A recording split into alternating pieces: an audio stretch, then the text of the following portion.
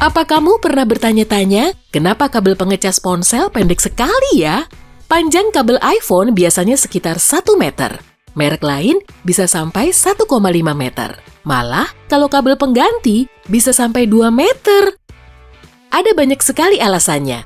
Kita pasti tak mau buang-buang waktu kan cuma buat mengurai kabel sepanjang 2 meter dari dalam tas? Selain itu, banyak perusahaan akan kewalahan kalau harus memproduksi kabel yang panjangnya terlalu bervariasi.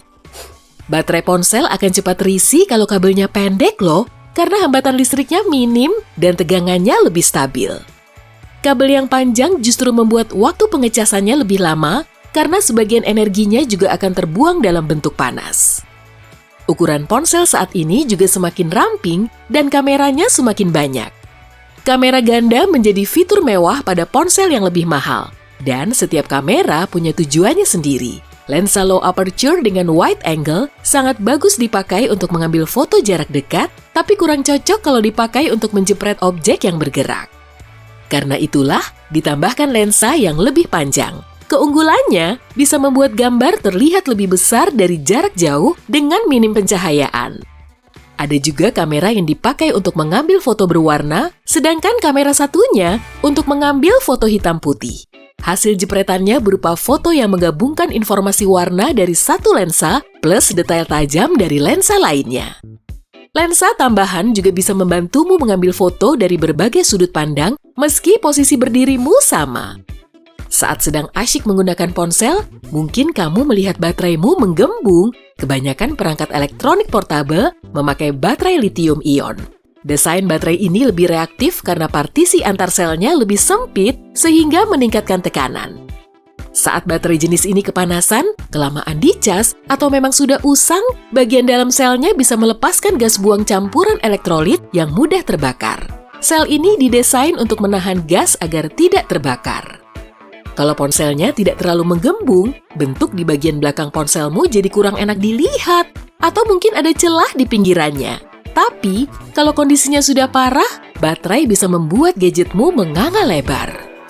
Kalau bateraimu menggembung, segera hentikan pemakaian ponselmu.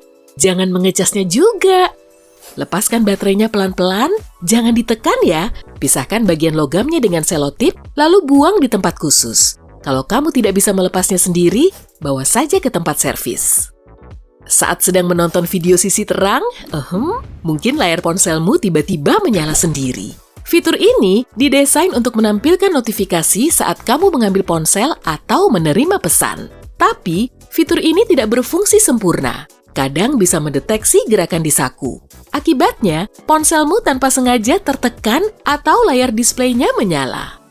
Pada ponsel Android, fitur ini dinamakan tampilan ambien dan pada iPhone disebut Raise to Wake. Jadi, akselerometer bisa mendeteksi saat penggunanya mengangkat ponsel lalu menampilkan notifikasi tanpa harus menekan tombol. Bagi sebagian orang, fitur ini bisa saja terlalu mengganggu.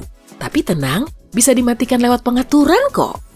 Saat akan mengeklik sesuatu di situs web yang sedang kamu buka, tiba-tiba muncul pop-up yang menginformasikan kalau kamu baru saja memenangkan kartu hadiah senilai 15 juta rupiah. Hore! Tapi kenapa pesan ini bisa muncul dan apa jadinya kalau kamu mengekliknya? Biang keladinya bukan ponselmu atau perambanmu kok, tapi situs webnya. Laman yang kamu lihat punya kode tertentu dan kode inilah yang membuatmu bisa menerima pesan mencurigakan ini. Penyebabnya, ya si iklan jahat. Jaringan iklan di kebanyakan situs web memuat sejumlah iklan yang kamu lihat. Dan sebagian besarnya berlomba-lomba untuk menarik perhatianmu.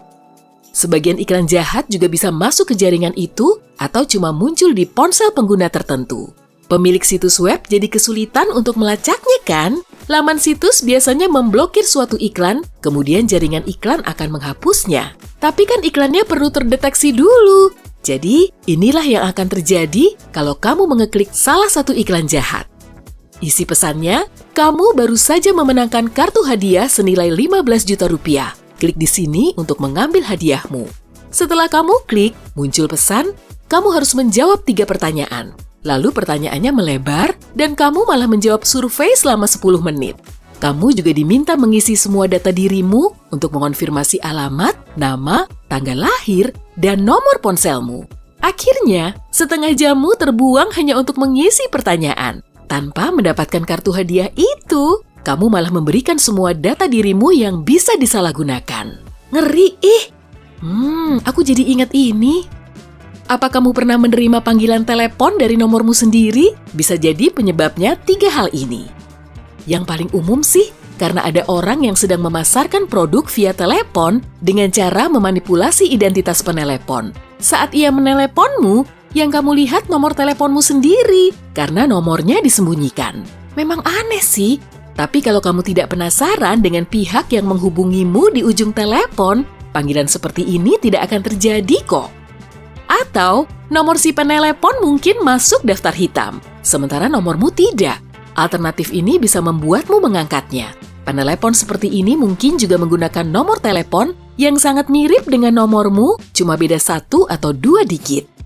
Alasan lainnya bisa saja cuma bug.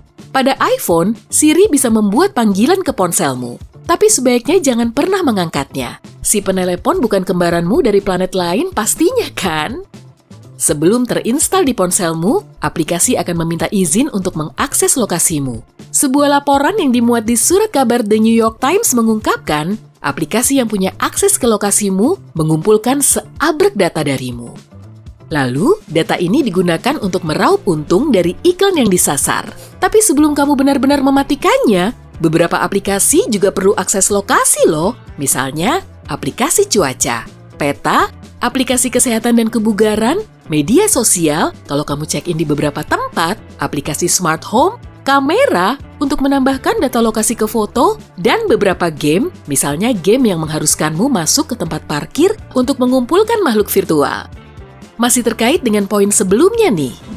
Semisal, kamu baru saja bilang ke tetanggamu kalau kamu mau beli pakan kucing. Selang beberapa menit, kamu membuka sosmed. Banyak iklan pakan kucing bermunculan. Kamu kan jadi bingung, kenapa ponselmu sendiri memata-mataimu? Sebanyak 17.000 aplikasi paling populer mencatat semua aktivitas di ponselmu. Tapi tenang saja, rahasiamu aman kok. Pelakunya bukan manusia, tapi cuma algoritma dan artificial intelligence yang mengirimkan iklan sesuai kesukaanmu. Pada ponsel pintarmu, komunikasi dengan Siri dipicu oleh kata "Hai Siri", tapi pada situs web ada ribuan kata pemicu yang mengumpulkan data saat kamu membicarakan hal atau tempat yang jadi wishlistmu.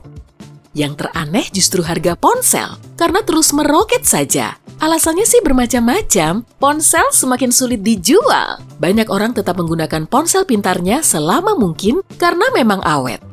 Tren ini membuat produsen dihadapkan pada 2 pilihan, menjual lebih banyak ponsel atau menaikkan harganya. Tapi, fitur tambahan juga berpengaruh loh. Layar besar, kamera ganda, dan software pengenal wajah membuat biaya produksinya semakin mahal.